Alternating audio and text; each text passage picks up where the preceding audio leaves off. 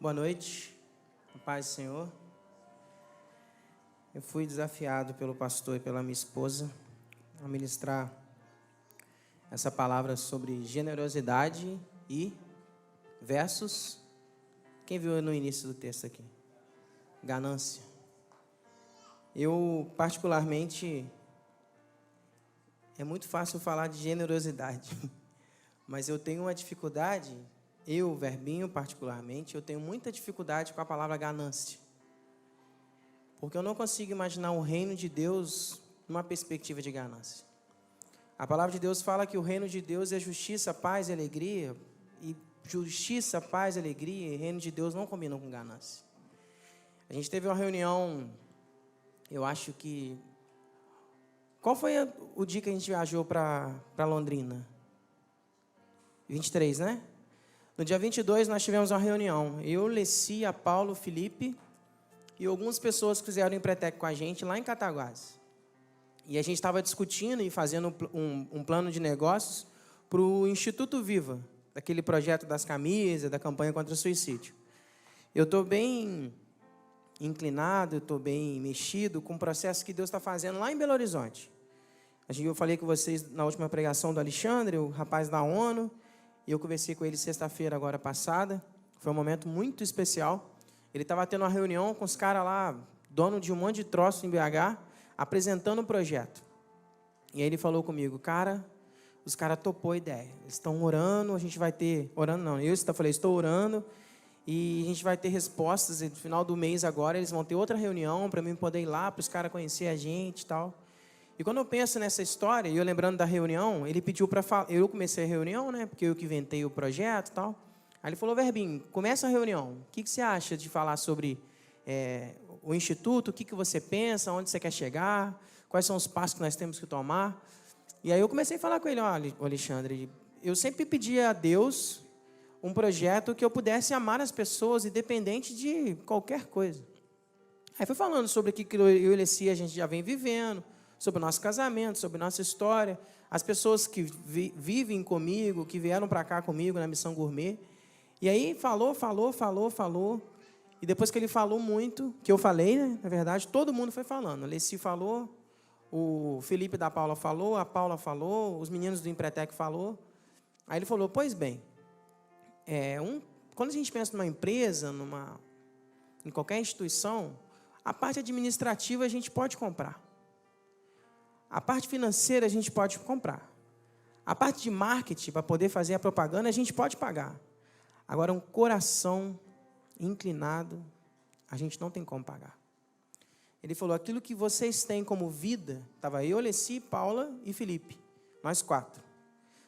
4 servos de Deus, 4 pessoas dessa casa, 4 pessoas da família, tendo reuniões com um cara que, aos nossos olhos, era impossível. Mas, aí ele falou, a paixão que vocês têm e a vida que vocês têm, o dinheiro não pode comprar. Aí eu falei com ele assim, não, mas a empresa precisa ter recursos, a gente precisa encontrar parceiros que possam realmente trazer dinheiro para esse negócio, e não sei o quê, a Globo, e não sei mais quem. E foi falando tantas possibilidades que poderiam acontecer, que aos nossos olhos limitados não faria nem perto da nossa história, da nossa realidade. Aí porque eu tenho acesso a não sei quem, e eu falando sobre acesso. E aí eu queria falar com vocês de uma coisa que aconteceu comigo lá atrás, para a gente poder ler o texto. Eu separei o texto que está lá em 1 Samuel. Vê se você consegue colocar aí. Colocou aí, 1 Samuel? Essa história aqui eu vou narrar para vocês. É uma história muito famosa. Essa aqui é o Cântico de Ana. Vocês sabem quem foi Ana? Ana foi mulher de Elcana, homem de Deus, uma mulher de Deus, que em algum momento da vida dessa mulher, ela estava desesperada atrás de um sonho. Ela tinha um sonho. Qual era o sonho de Ana? Alguém sabe?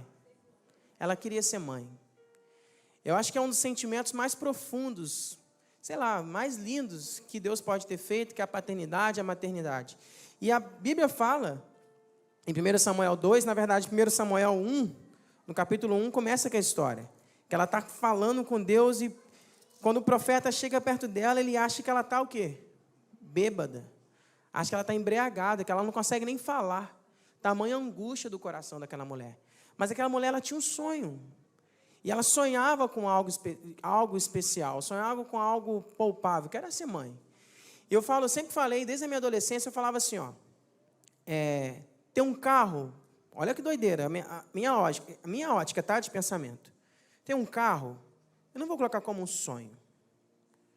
Ter uma casa, eu não vou colocar como sonho. Uma faculdade, eu não vou colocar como sonho. Porque isso são coisas que todo mundo que se esforça vai conseguir ter. Agora, um chamado é um sonho, porque não depende de você. Ser pai é um sonho. Algumas pessoas até perguntou para a Alessi esses dias como é que estava o bebê. Eu vou dar notícia de público, que tem pessoas que não sabem. A gente perdeu o bebê de novo. Logo depois que eu preguei aqui, passou 2 semanas, a Alessi perdeu o bebê, com 1 semana de gravidez, praticamente. O médico falou que tinha 3 semanas, e ele explicou para ela, a gente perdeu, e a gente não ficou falando, porque é uma situação meio chata. Mas isso é um sonho, porque não depende da gente.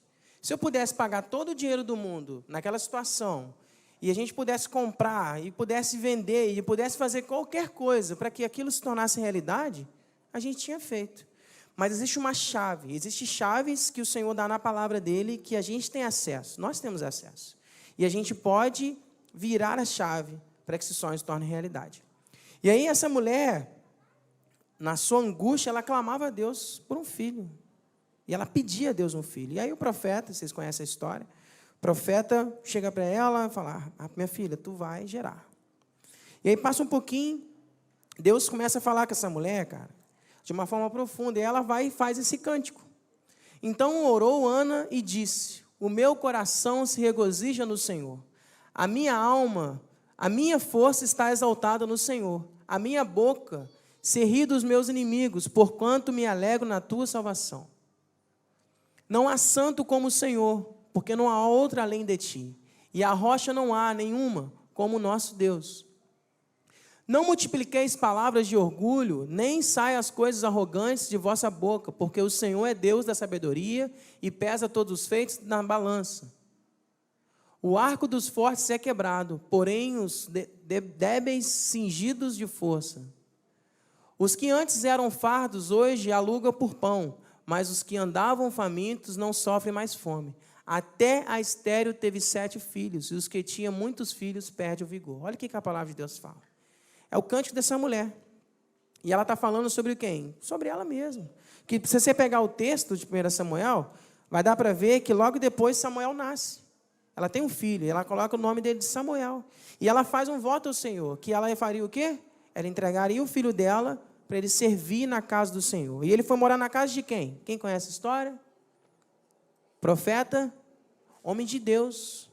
Aí Deus deu filho para ela, ela falou, se o Senhor me entregar esse filho, eu vou entregar ele para o Senhor, e ele vai servir o Senhor, e ele foi morar na casa do profeta. Quando a gente pensa em sonho, e a gente pensa em ganância, a gente pensa em generosidade, a gente pensa em Jesus. Tem um sonho mais perfeito que Jesus Cristo? Não tem um sonho mais perfeito. Não tem generosidade maior do que a vida de Jesus por nós. E aí eu sempre gosto de lembrar da minha história. Eu me lembro que com 16 anos de idade eu aceitei Jesus, e naquela fome e sede por Deus, numa igreja tradicional, que não tinha nenhum Xanaias de Jeová, mas eu tive uma experiência forte com Deus. E eu tinha sede, eu tinha fome, eu tinha vontade de buscar o Senhor de dia e de noite.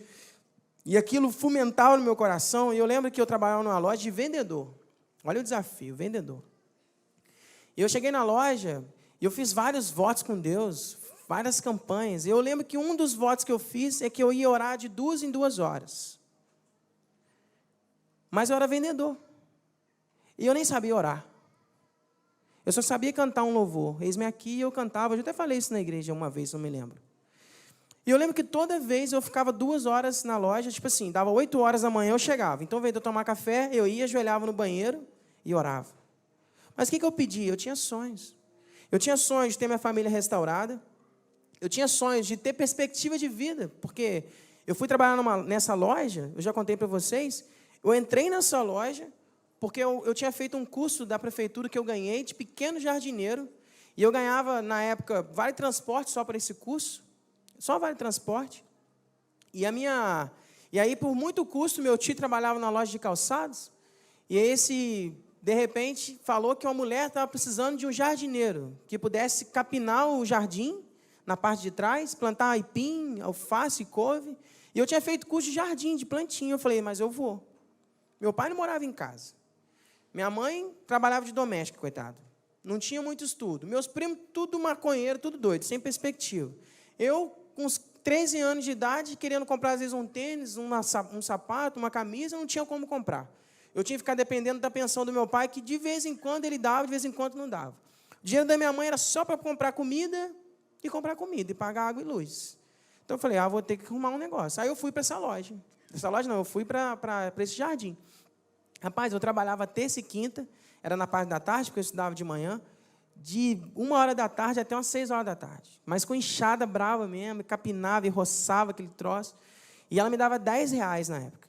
Eu gastava R$3 de passagem, porque eu pegava do Progresso do centro para o Carlos Chagas. É lá no Carlos Chagas. Pegava a Zona Norte ali, ia para dentro do troço. Era longe. Mas 13 anos de idade, mas eu tinha sonhos. Naquela época, minha perspectiva era, o meu sonho é comprar um tênis. Se eu juntasse aí R$7, durante a semana, 14. Durante o mês, dava quanto? 28, 56. Já dava para poder comprar um tênis, que na época o meu tênis, a linha era essa mesmo, 40 conto. Já dava para comprar um tênis. Já salvava, já não ficava um ano inteiro com tênis. Eu lembro que eu e minha mãe, a gente tem uma história de traumas. Pensa num trauma que eu tenho com minha mãe com tênis. Gente, é um trauma gigante. Graças a Deus passou. Meu pai não morava em casa, minha mãe me dava um tênis. E era um tênis daqueles de couro de camurça, que era costurado em volta. Que era o tênis para ficar o ano inteiro na escola. Alguém já passou por isso? Você ganhava um tênis que tinha que durar o ano inteiro? Eu ganhei um tênis que durava o ano inteiro. Aí minha mãe me dava um tênis, o tênis era meio cinza, sei lá, meio esverdeado, aqueles de camurça costurado. Aí todo Natal minha mãe me dava um tênis. Aí minha mãe me deu um tênis no primeiro ano, eu nunca fui um menino revoltado. Minha mãe me deu o tênis no primeiro ano, caraca, que maneiro, de camurça e tal, porque ela era costurada, que tinha que durar o ano inteiro, tinha que bater com ele até. Chegava no final do ano, aquele verde, eu não era verde mais, estava meio cinza, desbotado. E aí, no outro ano seguinte, minha mãe fez o quê? Me deu o mesmo tênis. Ela me deu o verde. Eu estava com o cinza desbotado, com o outro verde. Minha mãe fez isso 3 anos consecutivos. Eu sei que no terceiro ano que minha mãe me deu aquele tênis, quando ela abriu a caixa, que eu vi o tênis, eu comecei a chorar. Eu chorei de muito. Eu falei, não é possível que você não consegue entender que isso é o mesmo tênis. Não, porque é diferente, é igual, só mudou a cor, você está desbotando. Porque o troço era tão bom, né? Que era bom. Que o desgraça do tênis não acabava. Então, eu ficava o ano inteiro, virava o ano, e eu ficava com o raio do tênis no pé. E o ano inteiro eu ficava com aquele tênis. Então, o meu sonho na época era comprar um tênis. Eu não tinha muita perspectiva. A vida... O pastor foi na casa da minha mãe, num bairro simples. Até hoje, a minha família é uma família simples. Então, eu não tinha como sonhar. Eu não tinha como sair do lugar. Mas aí, quando eu fui para essa loja do jardim lá, eu descobri que eu estava na amante do dono de uma loja de calçados, que vocês conhecem um pouco da história, que é o pai do Diogo. O cara que eu vim para Murié. Mas, naquela época... eu dei o meu melhor, no jardim, com a enxada na mão. 13 anos de idade. A única coisa que eu queria, vou até chorar, a única coisa que eu queria comprar era um tênis. Eu não tinha sonhos de fazer faculdade de gastronomia, eu não tinha sonho de viajar ao país, eu não tinha sonho de nada, eu só queria um tênis. Na minha realidade, o tênis era muito importante. Era aquilo que eu podia. E eu lutei forte para poder conseguir um tênis. E eu trabalhava de 1 da tarde às 6 da noite, com a enxada na mão, capinando, arrancando aipim. Alguém já arrancou aipim? Alguém já arrancou aipim? Mandioca? Gente, aquele era o Satanás. Pensa no diabo, que aquilo você vai puxando aquele troço. Aí tinha uma lenda que você não podia gemer ainda, que não ficava amargoso o troço. Você tinha que ir cavando, e aquilo você puxa aquele trem, quanto mais aquilo você puxa, mais aquilo vai cavando, aquela praga não sai de dentro da terra, e você cava. Rapaz, que tortura. Eu tinha 13 anos. Quem tem 13 anos aí? 13 anos. Mas quem tem 13? Cadê? 1, 2, 3. Tem nenhum menino de 13, não? Pensa numa tripa. Eu estou gordinho hoje. Mas pensa numa tripa seca. Eu era uma tripa seca. Bem tripinha seca mesmo. Com 13 anos, carcaça zero. Mas aquela enxada na minha mão virava Gideão com uma queixada, porque eu sabia onde eu queria chegar. E eu lembro que logo depois surgiu a oportunidade de eu fazer uns doces. Olha que doideira. Num belo dia, eu estou lá no sábado, puro barro, cheio de terra na cabeça, esterco, de boi, aquela confusão. Aí a mulher não levou, não fez o arco de bola, velho. Ela contratou um arco de bola para fazer lá, a mulher não levou, não foi com o negócio. E ela tinha pedido à mulher para fazer 500 docinhos. 500 docinhos. Imagina, 500. E eu com 13 anos. Ela chegou para mim umas 10 horas da manhã, que eu trabalhava terça, quinta e sábado. Depois aumentou as minhas horas lá. Primeiro era terça e quinta, depois aumentou para sábado. E aí eu fui sábado também, que já era mais 7 conto que eu ganhava. E ela falou assim, nossa, estou desesperado, já é 10 horas, a festa do Juninho, de 2 aninhos. Juninho tem 20 anos hoje. De 2 aninhos, ele não veio, a mulher não veio fazer. Aí eu falei, poxa, eu sei fazer. Ó, 13 anos, eu estou com 32, eu me formei só em 2012. Eu já tinha uma paixão pela gastronomia. Eu já gostava de cozinhar. Eu já tinha o quê? Uma aptidão. Tinha talento. E aí, quando ela falou, não veio fazer o quê? Os docinhos? Eu falei, eu faço. Dá tempo? Eu falei, dá. Claro que dá. Eu pensei comigo, você não me conhece. Eu falei, dá tempo. Aí eu falei, e o arco? Eu falei, eu faço o que você quiser. Eu faço ele virado assim, transversal, eu faço de 3 cores, eu faço ele de... O que você quiser. Faço. Tomei um banho na casa da mulher, me deu uma toalha branquinha. Quando eu passei, imagina, mexer com barro, gente. Quase você esfrega, não sai a terra. Quando eu passei na perna, assim, ficou aquela mancha preta na toalha da mulher. Falei, Jesus amado. Mas tomei aquele banho correndo e fiz os docinhos, enquanto aquilo esfriava no congelador, enchendo na boca, troço. Aí eu desenvolvi um negócio com aquecedor frio, arrumei um pedaço de cano, botei um trem, enchi as bolas, fiz o arco de bola, fiz os docinhos. Começou a festa, aí me chamou para a festa. Caraca, tem como você ficar na festa com a gente? Eu falei, tem, ué. Aí cheguei na festa, eu já era o astro da festa. Rapaz, é meu tio, CP, seu sobrinho é muito rápido, e não sei o quê, e ele faz doce. Ele falou, faz doce desde criança. Minha mãe é dona de pensão, a vó dele da Bahia faz não sei o quê, o pai dele cozinha, todo mundo cozinha na família. Eu falei, caraca, olha, uma chave. Mas começou, como que minha chave virou? Começou fazendo docinho? Como é que foi? Arrancando mandioca. Com a enxada na mão. Uma enxada. Foi uma chave que Deus fez comigo. Foi só uma enxada. Eu não gosto muito de enxada, não. Poucas pessoas sabem que eu tenho um curso de jardineiro, porque eu não gosto nem de lembrar. Mas se precisar pegar uma enxada, tá, Rafa? Conta comigo lá com a enxada, arrancando os matos lá, eu vou contigo. Eu sei de onde o Senhor me tirou. Passou o tempo, o Diogo chegou na loja, playboyzão, filho do dono. Rapaz, estou precisando de um estoquista. Falei, sou eu. Sol quente, inchada. Trabalhar dentro da loja, arrumando caixa, sou eu essa pessoa. Fui para a loja. Fiquei na loja um pouquinho, Exército Brasileiro. Alistar, passei. Estou em forma lá naquele sol quente. Quem já se viu o quartel aqui? É outro troço ruim, gente. Jesus amado. Esquerda, direita. Nossa, período básico, em Juiz de Fora. Bicho ruim mesmo. Eu era da 4ª DSUP, da 2ª Brigada, só a parte de munição, e flexão, e paga, e sobe, e desce, aquela confusão, aqueles coturnos pesados, aquela farda quente. Quem sabe fazer salgadinho? Eu falei, opa, eu sei fazer salgadinho. Fui salvo pelo salgadinho. Cheguei no rancho, o cara fazendo massa de coxinha com água fria. Eu falei, vai empelotar tudo. Aí o cara olhou, você está fazendo alguma coisa? Eu falei, sei sim, sargento. Vai empelotar. Essa água fria não vai dar certo. E depois vai grudar na sua mão a massa ainda. Eu sei isso aqui. Aquele sargento bravo, eu mexendo. Quando ele botou aquilo, tirou aquilo do fogo, meteu a mão, colou na mão dele. Eu falei, quer colar? Então faz isso, soldado. Eu falei, posso fazer. Recruta, né? Faz então, recruta. Aí eu peguei, botei água para ferver, não sei o quê, fiz aquela coxinha, a coxinha da minha vida. A coxinha do céu. Aí fiz a coxinha, resumindo, não saí do rancho mais. Do rancho, ganhei um curso do Senac, top demais, 5 horas da manhã, né, amor? R$1.000 o curso. Pagaram para mim um curso de chefe lá no Senac, eu já ganhei o primeiro curso de cozinha, pelo quartel, tudo de graça. Eu falei, se você me dá batedeira, eu faço sorvete. Porque não tinha batedeira, eu fazia na mão, bolo na mão, tudo que eu inventava era na mão. Estava falando com os meninos que eu inventei de fazer um docinho de leite ninho. Pensa no bicho ruim também. Aquele monte de leite em pó. Eu falei, fazer docinho de leite ninho, né? O pessoal acostumado a comer aqueles manjar brabo, troço ruim. Aqueles troço tenso mesmo, botava coco e amido de milho. Parecia aquelas gosmas na caneca. Já viu o filme do Exército? É isso mesmo, aquelas caneconas assim. Você tinha que comer aquele trem. Eu falei, vou fazer beijinho. 10 quilos de leite em pó, não sei quantos quilos de açúcar. O quartel tinha 400 pessoas, de um quartel e o outro tinha mais 200, 600 bolinhas. O soldado come aquilo igual praga ruim, tinha que fazer uns 1.800 bolinhas. Eu lembro que eu fiquei de 1h até 1h enrolando bolinha.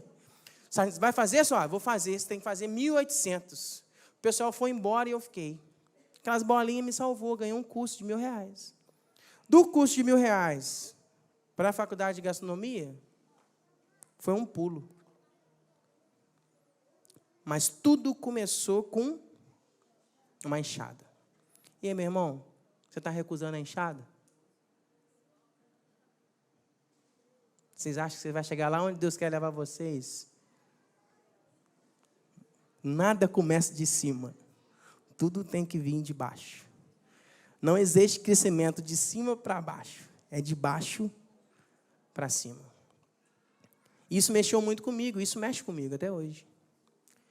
Quando eu penso em sonho, e eu penso na faculdade de gastronomia, e eu penso no meu chamado missionário, e eu penso na vida que eu tenho em Cristo Jesus, e eu olho a minha família, eu olho a Brendinha, eu olho a Leci, eu olho todo mundo que mora comigo, e esses dias, essa semana agora eu estava meio em crise, eu até falei com o Denilson esses dias, com a Samara, que eu estou meio em crise. Esse projeto do Instituto é lindo, maravilhoso, mas ele mexe com a nossa estrutura, porque pensa bem num negócio desse. Quando você pensa em estrutura de um negócio grande, não dá para fazer em Muriaé, o que vai acontecer daqui a pouquinho? Eu tenho que ir embora de novo. E aí eu falo, caraca, mas, meu Deus, como é que vai ser isso? Nada começa de baixo. Para a gente poder crescer, gera dor. Eu confesso para vocês, para o sonho da Missão Gourmet acontecer, Regiane está aqui, Leci está aqui, que começou comigo esse projeto. Rapaz, foi doloroso demais. Eu falo com vocês, de todo o meu tempo de convertido, na minha história de chamado, eu acho que foi os 7 meses mais dolorosos, não foi, Geninha? Desde que você me conheceu? Mais sofrido. Pensa num troço sofrido, gente. Pensa em dia que eu achei que eu falava, o que eu fiz da minha vida? Tudo tranquilo estava, tudo de boa. Deus me deu um sonho louco. Aí tão louco, eu trouxe mais um monte de gente comigo. E aí aquele peso da responsabilidade de ter que alimentar um monte de boca dentro de casa. Porque até então é eu, Leci e Brendinha. Mas vem Regiane, vem Hugo, e vem minha mãe, e Jean vem Pedro, e vem Vitória. Eu falei, caraca, velho. 4 aluguel, 4 luz, 4 água, internet, telefone. Meu Deus do céu. Um sonho que começou com a enxada. Às vezes a gente vê na presença de Deus, a gente vê na igreja, a gente sonha várias coisas, a gente pede a Deus, mas a gente esquece que para você ser uma pessoa que vai ter as coisas, você tem que deixar a ganância de lado. Se eu e Leci tivesse pensado na gente, lá atrás, em mim, só em mim, nela, na minha família, eu estava hoje na Guiana Francesa,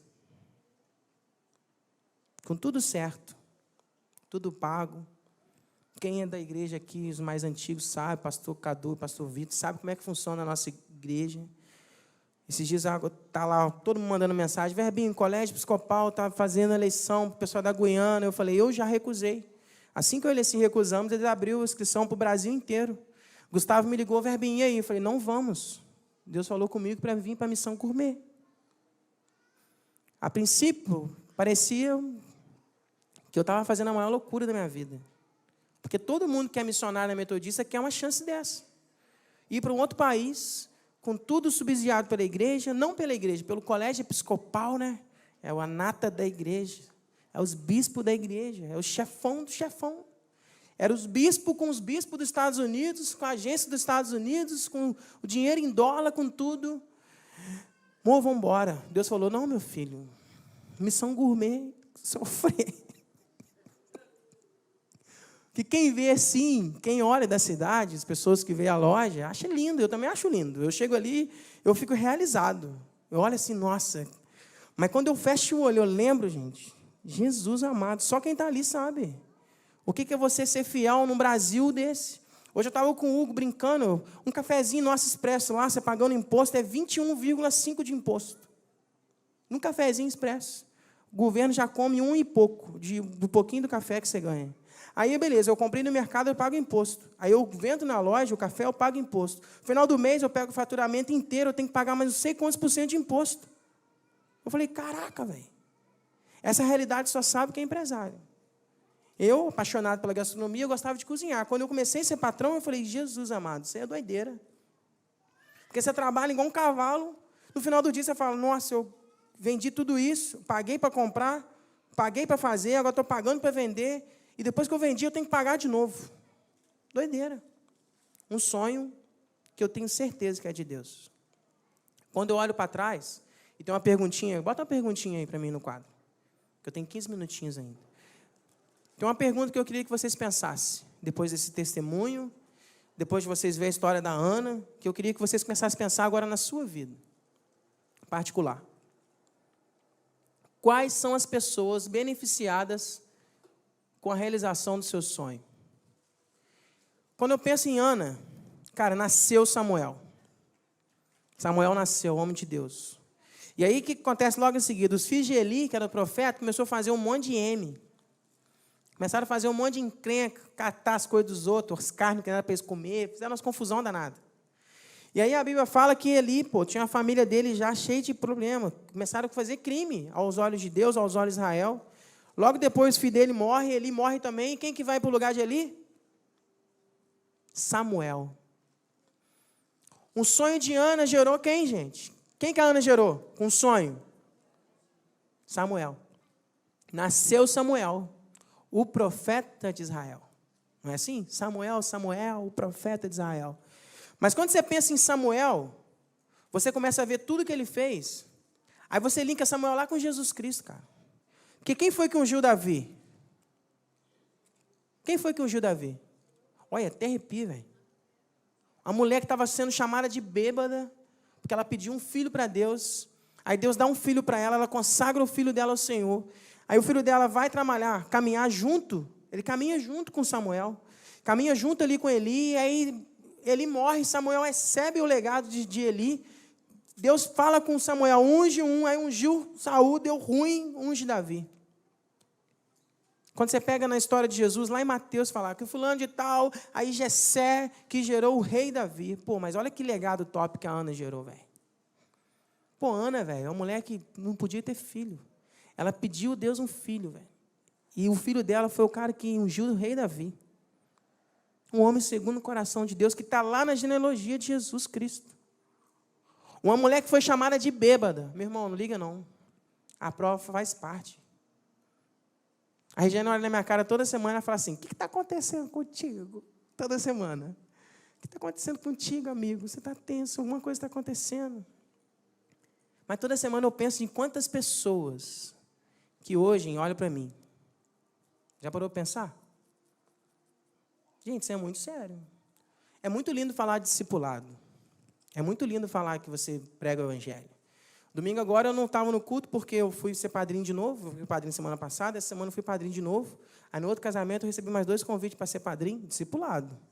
Você vai recusar? O menino teve 5 padrinhos. Eu fui um deles, 4 primos e eu. Eu batizei ele, morou comigo em Juiz de Fora, na minha casa. A mãe dele, nossa, como eu queria te conhecer. Você cuidou do meu filho. Eu falei, cuidei. Me deu trabalho esse menino. Revoltado com o mundo, advogado. Pensava que Deus estava lá em cima, no alto, nem existia. Casou. Aí, logo depois, eu estou discipulando um cara aqui de Miraí, Diogo, que queria montar uma sociedade comigo. Vem dormir aqui em casa. Eu e ele são desses, né? O discipulado é intenso. Vamos dormir na sua casa. Aí, cheguei lá às 11 horas da noite. Fiquei com ele à noite até 5 horas da manhã acordado, conversando. Aí ficamos o dia inteiro junto. Minha mãe está trabalhando em Juiz de Fora, foi fazer os negócios. Maria estava de folga. Eu falei, vou ter que ir para a loja cedo. Então, eu tenho que fazer as tortas domingo. Fiquei fazendo as tortas, agora que cheguei. Lizzie chegou, já tinha um monte de bolo pronto, porque às 7 horas da manhã eu tinha que estar na loja. Fiquei na loja ontem, fiquei na loja hoje, aquele esquema que vocês sabem. Diogo lá comigo em Miraí, discipulado. a mulher dele está grávida, daqui a alguns anos ele vai lembrar. O Verbinho ficou comigo aqui, pagou esse preço, ficou junto, discipulou, amou. Então, nessa história toda, quando eu penso nesse discipulado e eu penso nesse preço, eu penso no sonho. Das pessoas que hoje eu tenho acesso, do Alexandre lá de Belo Horizonte, que eu fiz em Pretec, que hoje ele chora comigo. O Alexandre mandou um texto para mim, e eu acho simples isso, eu não acho difícil acontecer. Quando você vê a história desse homem, quando eu vejo o texto desse cara, eu vou ler para vocês. Um cara que não é cristão, um cara que... Ele chegou para a gente e falou assim, lá no dia da reunião, por que vocês estão fazendo parte desse projeto? Aí eu contei, todo mundo contou, né? Aí ele falou assim, eu quero fazer parte desse projeto porque eu me sinto culpado. Eu falei, caraca, culpado? Eu me sinto culpado. Aí eu falei, pô, Alexandre, explica pra gente o que seria isso. Aí ele falou comigo assim, eu me sinto culpado porque eu já procurei saber de você lá em Muraé, eu perguntei a Érica, eu fiz a entrevista com a Beth, que te entrevistou, e ela falou de você, falou que você tem uma loja, que você contrata um monte de gente, você botou gente morar na sua casa, e não sei o quê. Ele falou, eu tenho Mercedes, eu tenho Land Rover, eu tenho um monte de carro, eu tenho uma boa casa, a minha hora-aula, falou com todo mundo, a minha hora-aula é R$350 a hora, eu dou 8 horas de aula por dia, ganho dinheiro e eu não faço nada para mudar a vida de ninguém. E quando eu vi você falando, as pessoas falando aquilo que você faz com pouco que você ganha, eu me senti culpado. Caraca, velho. Todo mundo ficou olhando assim, a Paulo, Lipe, Alessi. Como é que um cara se sente culpado? Ele falou, eu me senti culpado. Me senti culpado porque eu tenho acesso a pessoas que você não vai ter. Que tem dinheiro que a gente nem imagina que tem. Que eles estão dispostos a investir 1 milhão num projeto, mas não está fazendo porque eu não abro a minha boca. Olha que doideira. Aqui que eu entendo do sonho. O sonho da Missão Gourmet gerou um Alexandre. Se eu tivesse tido a ganância lá atrás de ter ido como missionário, que você pode falar, missionário ganância, claro, o cara tem que passar perda danada. Você tem que mandar carta de pobreza para a igreja mandar sua oferta. Aí, de repente, você recebe uma proposta. A Guiana Francesa, o custo de vida lá é R$16 mil. A igreja paga tudo. Colégio para Brenda, particular, não sei o quê, plano de saúde. Lá é colônia da França. Falar francês, morar em outro país. É uma chance, não acha? Você não acha que você tem uma chance dessa, você vai recusar? Eu falei, não, Deus me deu um chamado. Meu chamado é Missão Gourmet. O Senhor falou comigo, eu vou embora, eu vou levar mais uns 10 loucos comigo junto. Aí, quando você pensa nisso tudo, eu vejo a mensagem do Alexandre. Aí eu estou lá, em Londrina, um belo dia, tinha uma aula lá top. Pensa numa aula top, de um cara mais louco que existe. E aí eu falei, todo mundo esperando, né, Érica? Para poder assistir a aula do cara maluco. Eu falei, caraca, todo mundo falando que o cara é doido, não, Onésimo? O cara é doido, tudo maluco, vestido louco, de todo doido, de peruca, estou zoando. Não, é peruca. Eu vi que aquilo é peruca. Eu tenho uma fotinha bem de perto. Cara, de peruca, vou arrumar uma para nós, tá? Quem tem careca, aí a peruquinha do cara é top. Uma cor, tom sobre tom. E aí eu falei assim, caraca, vou ficar na aula dele. Deus falou comigo, vai para a aula do Pedro. Pedro tinha uma aula lá na igreja, eu falei, caraca, o Pedro do Bispo é maneiro, meu amigo, top demais. Estive com ele no casamento, com a Cláudia. Pô, amo aquela família. Pô, mas eu queria ver o cara careca lá, de peruca. Mas Deus falou, vai com o Pedro. E aí, desde que eu cheguei no Osana, eu pedi a Deus uma palavra para o Alexandre. Porque esse tipo de cara aqui, não é um cara que eu vou dar uma palavra para ele de Deus, ele vai falar, cara, já vem um cara me evangelizar. É um empresário que ele olhou para mim porque me viu uma perspectiva empresarial. Ele viu em mim um acesso empresarial, não foi um acesso cristão. Ele não está buscando Jesus, ele está buscando alguém que pode dar para ele mais dinheiro. Ele me viu nisso. Então, eu tenho que entender o que Deus está fazendo. Ele não está vendo em mim alguém que vai ajudar ele, não. Ele quer alguém que vai projetar ele. Beleza? E aí, nesse processo, ele manda para mim print da conversa dele com o filho. Ele manda as histórias dele, aí manda foto, não sei de quem. Prova que ele é um amor com o filho dele. Ele falou, ô meu príncipe, e mandou os prints da conversa. Você é meu príncipe, meu amor, não sei o quê. Eu falei, caraca, velho. Olha o cara, nem é cristão, falando com o filho. Olha que lindo a questão dele exercer a paternidade. E aí, no meio da aula do Pedro falou sobre esses acessos. Falou sobre pessoas que tinham uma realeza, nobreza. Que você tem 2 processos de ser nobre. Ou pelo sangue real, ou pelas posses que você tem financeiro. Ele falou, existem pessoas no mundo hoje, que elas são pessoas nobres. São pessoas que têm sangue real. E você precisa achar essas pessoas e mostrar para ela a nobreza que ela tem. E Deus já tem te dado pessoas. Quando ele falou, Deus tem te dado pessoas, aí eu lembrei do Alexandre. Eu cheguei em Londrina na terça-feira, fui para lá meio em crise, e eu pedi a Deus de terça, quarta, quinta, sexta, sábado, domingo. Eu pedi a Deus o tempo todo uma resposta que eu queria em relação a Ele, em relação ao projeto, em relação à minha vida. E aí, nada. Aí, quando foi no sábado, 6 horas da tarde, eu mandei uma mensagem para ele. Alexandre, eu sei que você pode até achando que você foi para o projeto por culpa, mas não, foi por mim também. Eu não tive um pai presente, não tive uma referência paterna para me mostrar ser um cara de sucesso, empreendedor, mas eu vejo você como inspiração. E eu quero honrar você, falar que você é um cara nobre, que você tem atitudes nobres, que você é um excelente pai. E eu espero ser um pai como você, que ama o filho, não sei o quê. E eu lá no meio do Xanaias, botei a mão no telefone, Deus fala com ele agora, onde ele estiver, ora em línguas, toca nesse homem agora. Aquela doideira que vocês sabem que acontece aí com nós. Xanai e Jeová. Eu falei que esse telefone aqui posso fazer um toque lá em Belo Horizonte e tal. Xanai mesmo. Sinistro. Domingo, deixa eu ver o horário para ficar bom o negócio. Osana terminava meio-dia, né? Almoço. 10h52. Lá nem pega internet. Turum, mensagem. Bom dia, meu amigo. Obrigado por tuas palavras tão gentis e emocionantes. Realmente, a paternidade é a experiência mais gratificante e transformadora que tenho na vida. É algo divino mesmo. Pois, apesar de todos esses erros e falhas observados por nossos filhos, ainda nos tornamos referência para os mesmos. Entendo que isso só acontece por conta do amor, o mais puro e incondicional que um ser pode sentir pelo outro. Infelizmente, nem todos os pais têm esse sentimento. Talvez por sua história de vida difícil ou por experiências que se tornaram mais insensíveis. Mas, para a maioria, esse amor vem em seus filhos e eles recebem uma vacina maravilhosa contra muitos males. Entretanto, existem algumas pessoas que não receberam essa vacina e se tornaram autoimunes mesmo assim. Outras, umas pouquíssimas, as mais especiais, ou melhor, imprescindíveis, vão muito mais além.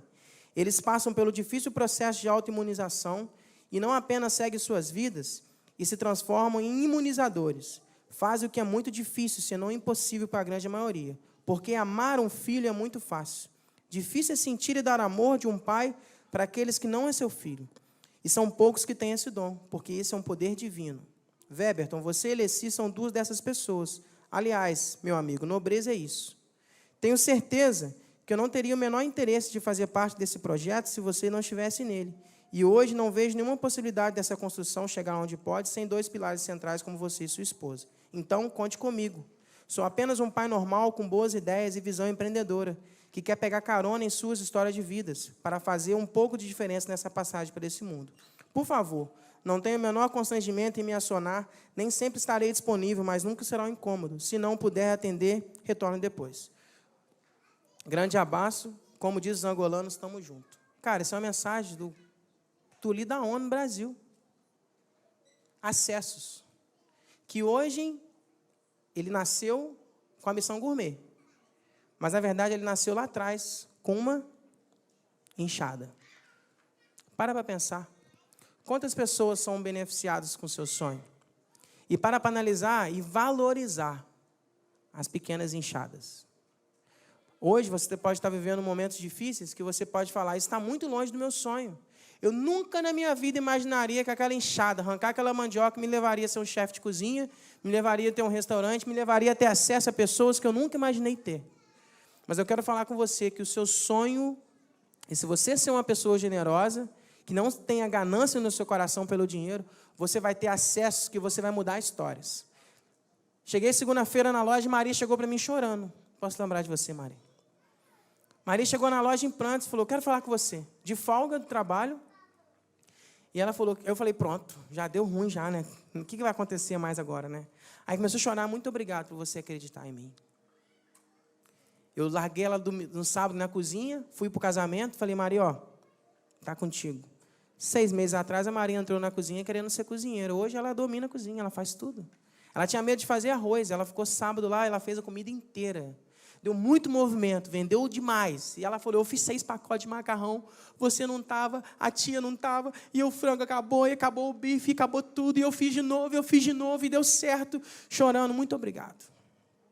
Quantas pessoas você tem influenciado através do seu sonho? Quantas pessoas têm mudado a história? E valorize. Agora eu falo com vocês, tudo isso começou lá atrás. O dia que eu entendi que eu tinha que dedicar 2 horas de oração por dia, sem saber orar. Não ache que as suas realizações, os seus sonhos vão acontecer sem oração. Porque eu falei com o pastor Cadu hoje, eu entendo que tudo que Deus fez na minha vida é por Deus e para a glória de Deus. Eu não sou super-herói, já falei várias vezes aqui em cima, eu não me acho super crente, sou falho, sou pecador. Deus me escolheu, Deus me chamou, eu aceitei o chamado, eu disse, eis-me aqui. Eu falei, eu quero ir, eu quero ir mais profundo, e cada dia que passa eu tento mergulhar mais profundo, mas eu quero dizer para você que você precisa valorizar a enxada. O Senhor tem falado comigo nessa noite, você precisa valorizar a enxada. Para o seu sonho acontecer, seja qual for, você tem que valorizar as pequenas coisas. Porque a ganância faz você ver lá na frente, mas a generosidade faz você ver a enxada. E a enxada se transforma numa loja que muda histórias, que gera emprego, que transforma vidas e que vai chegar às nações da terra, porque eu creio que a missão gourmet vai chegar em muitos lugares. Nós estamos já estudando a possibilidade, já no reta final, para abrir a próxima loja lá em Curitiba.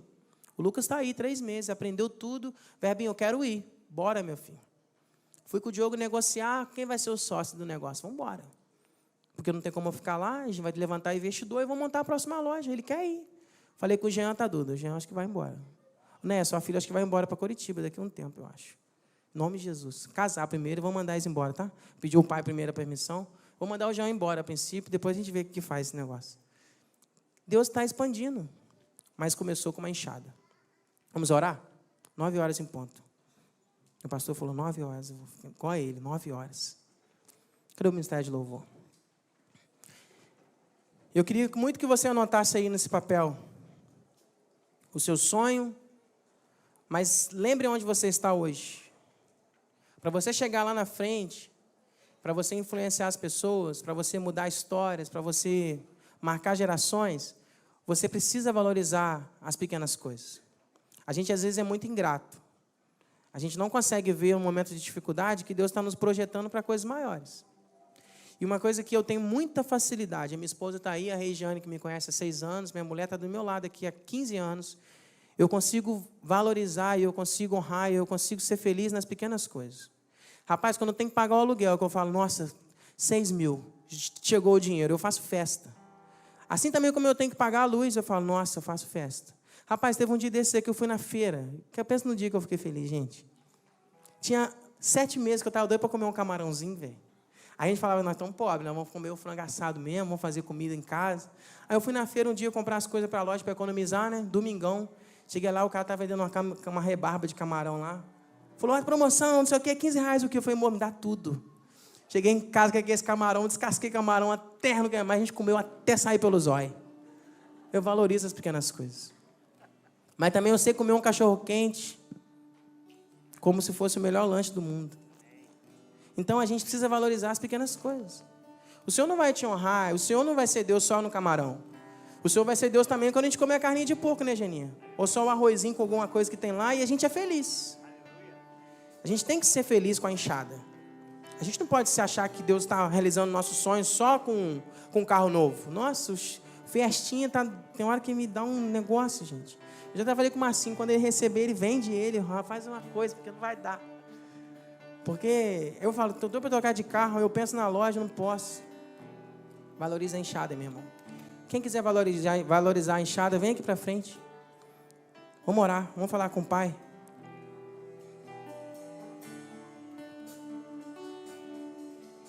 O seu sonho vai realizar. Ele vai acontecer. Mas para o sonho acontecer, a gente precisa valorizar as pequenas coisas. Nenhuma história começa do alto.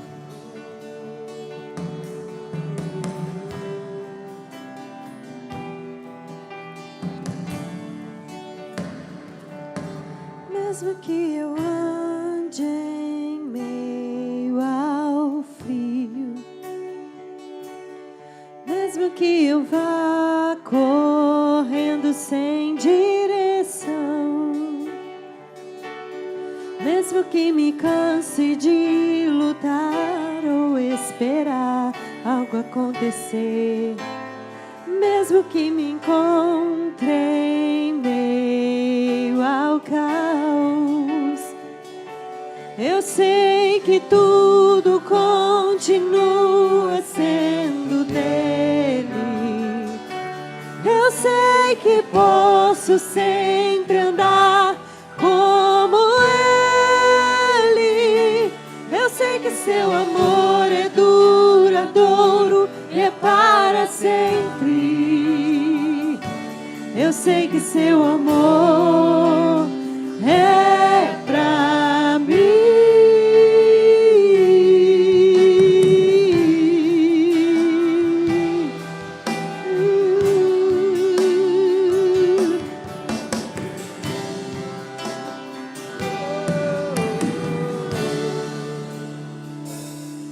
Mesmo que eu ande em meio ao frio, mesmo que eu vá correndo sem direção, mesmo que me canse de lutar ou esperar algo acontecer, mesmo que me encontre em meio ao caos, eu sei que tudo continua sendo dele. Eu sei que posso sempre andar como ele. Eu sei que seu amor é duradouro e é para sempre. Eu sei que seu amor, ele é pra mim. Tem tudo a ver com ele. Com ele eu sei pra onde eu devo ir. Tem tudo a ver com ele.